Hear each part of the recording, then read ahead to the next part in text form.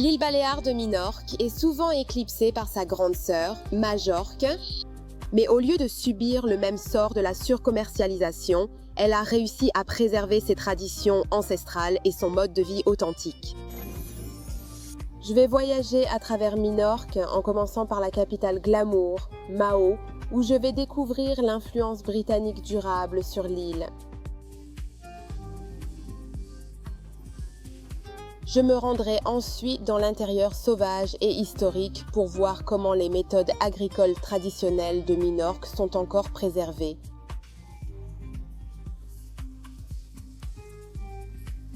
Et découvrir des ruines et des histoires de civilisations anciennes. Et enfin, je terminerai mon voyage dans la ville historique de Ciutadella, une merveille architecturale. J'ai l'impression de retourner dans le passé, entre cuisine mondiale et plages préservées. J'ai hâte de plonger dans l'océan. Suivez-moi dans mon voyage à travers Minorque, alors que je découvre ce qui en fait le véritable joyau caché des îles Baléares.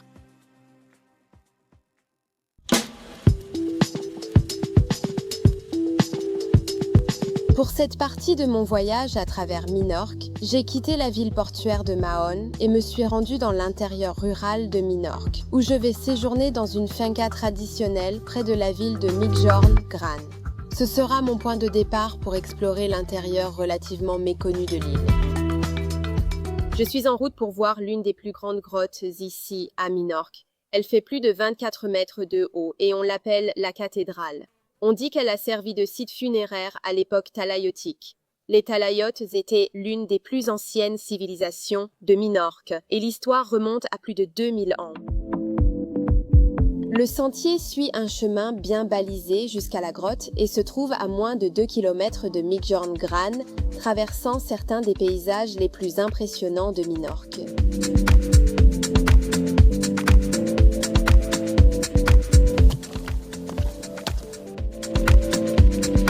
Pour arriver aux grottes, il faut descendre 7 gorges. Et c'est la gorge de Binigos, donc j'ai ces falaises spectaculaires et impressionnantes derrière moi. Et elles font partie de cette gorge de Binigos.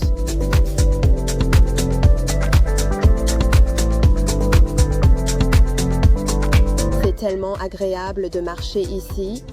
Il y a tellement de belle nature autour de moi, des arbres magnifiques, des falaises impressionnantes et le chant des oiseaux. Et c'est difficile à croire que je sois même à Minorque, parce que beaucoup de gens, quand ils pensent à Minorque, pensent aux plages et aux criques. Mais il y a tout un côté rural à Minorque qui est vraiment encore méconnu.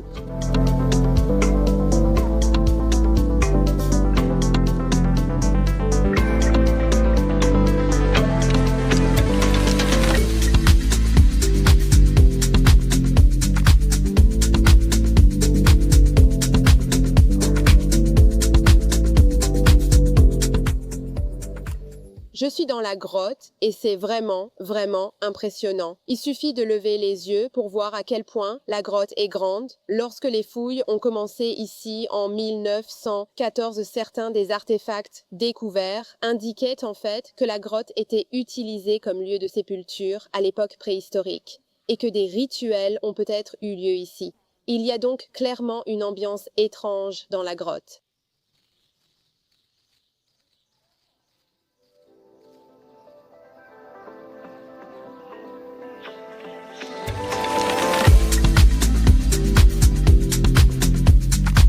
Après avoir visité la grotte, j'ai continué à marcher le long du sentier à travers une forêt luxuriante et dense. Et finalement, je suis arrivée à une clairière d'où je pouvais voir l'océan au loin. Voici la plage de Binigos, et c'est une plage absolument magnifique avec des eaux cristallines. C'était une façon parfaite de terminer cette randonnée.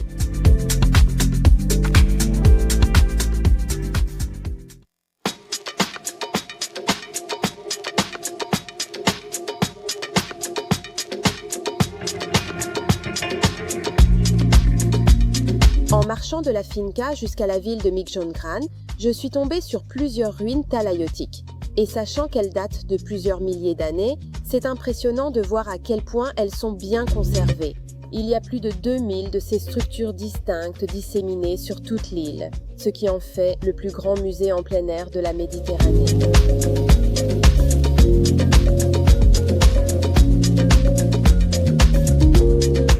suis dans la ville de Migjongran, qui se trouve dans la région sud rurale de Minorque. Et tout de suite, je ressens une différence entre la grande ville de Mahon et cette petite ville pittoresque qui est beaucoup moins touristique. Et chaque fois que je pars en vacances, j'adore explorer les petites villes plus locales et m'imprégner d'un mode de vie plus authentique. C'est assez calme, sûrement l'heure de la sieste. En fait, je tombe sans cesse sur ces pots de fleurs vraiment originaux, mais ils ont tous un petit visage dessus. Donc je ne sais pas vraiment quelle est l'histoire derrière ça, mais en fait j'ai vu ça devant pas mal de maisons.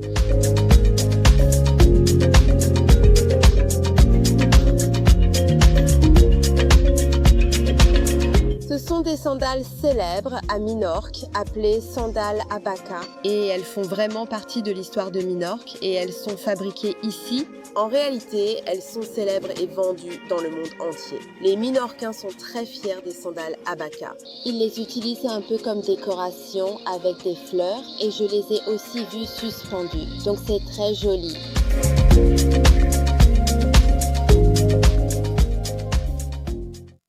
Après avoir goûté le célèbre fromage minorquin, j'ai voulu en découvrir les méthodes traditionnelles de fabrication. J'ai donc choisi de visiter une ferme à la campagne qui produit et vend ce fromage. J'ai retrouvé Ashley, qui travaille à la ferme Saroketa, pour une démonstration pratique du processus de fabrication du fromage et une visite des lieux. Je viens d'enfiler ma tenue pour aller fabriquer et apprendre à faire le fromage traditionnel de Minorque. Me voilà donc équipée jusqu'aux pieds. Je couvre aussi ma tête. Ashley m'a expliqué comment le lait vient d'une autre pièce et est mélangé au petit lait pour démarrer la fabrication du fromage. Tu peux aussi le goûter si tu veux. Oh, je peux goûter. Oui, là ça n'a pas beaucoup de goût, c'est juste du lait ou dans le... Avec la recommandation. Ce n'est pas salé. Du fromage typique, puis on le presse dans des seaux. Et ensuite, tu vas le retourner comme un château sur la plage. Oh, parfait. Et ensuite, je vais prendre un seau.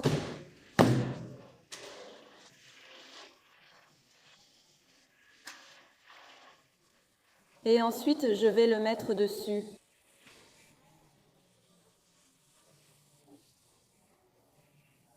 Un tout petit peu de fromage. Je vais prendre la ficelle et l'enrouler plusieurs fois.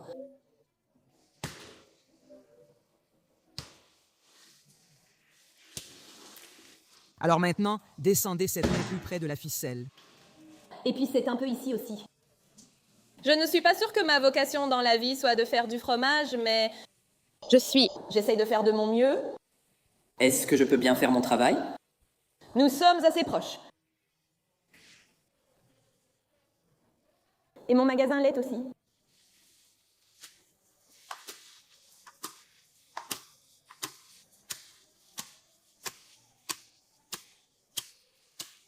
En hiver, ils peuvent en faire jusqu'à 60 pièces par jour.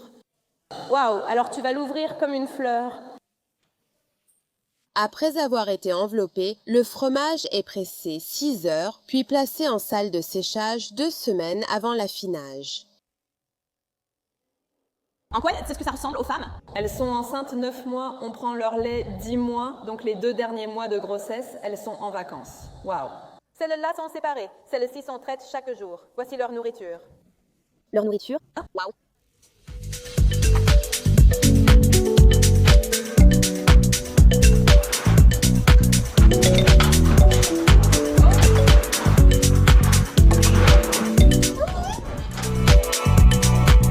La ferme est située dans un cadre vraiment idyllique, entouré de campagnes pittoresques et de montagnes.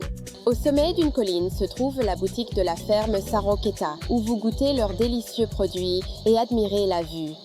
Alors après tout ce travail acharné, je peux maintenant goûter le fromage que nous avons fabriqué.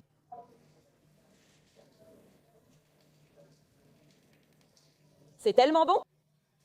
C'est comme salé, il y a un peu d'acidité. Très fort, mais absolument délicieux. Minorque est bâti sur la tradition, donc c'est merveilleux de rechercher ce genre d'expérience qui résume à quel point Minorque est un endroit vraiment authentique. La prochaine fois, je visiterai la ville romantique et historique de Ciutadella, le joyau architectural de l'île. Je vais goûter à quelques plats traditionnels de Minorque.